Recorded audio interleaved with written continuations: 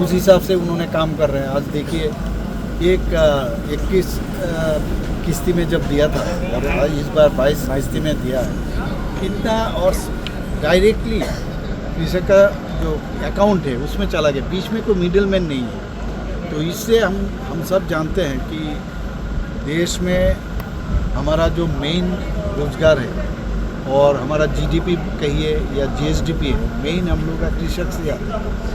तो इनको अच्छा रखना, और ये इनको अगर अच्छा रखेंगे तो देश भी अच्छा रहेगा। तो इसलिए हमेशा मैंने कृषक के लिए पहले जो सरकार, कांग्रेस सरकार कुछ नहीं किया था, और माननीय प्रधानमंत्री जी इन लोगों के लिए ये सब काम किए। तो आज भी हम लोग त्रिपुरा में भी सभी कृषक को ये डायरेक्टली उनके अकाउंट में रुपया गया है, और इससे उनका जो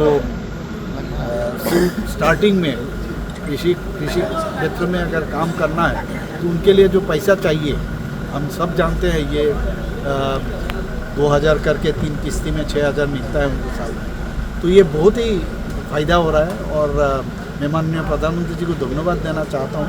आज आसाम गुवाहाटी से उन्होंने आज ये कार्यक्रम किया है, और उन्होंने जो 2047 में विकसित भारत बनाने के लिए जो इरादा लिया है, और मैं देखता हूँ हर क्षेत्र में उन्होंने जो भी सोचता है बहुत स्ट्रांगली सोचते हैं, और ये लागू भी होता है।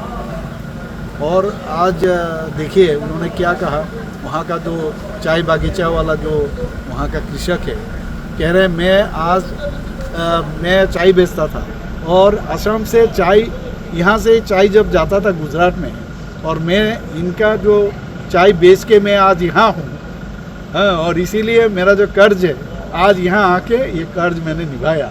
तो देखिए कितना मैंने दिल से बात करते हैं, इसीलिए मैंने माननीय प्रधानमंत्री जी को मैं धन्यवाद देना चाहता हूँ।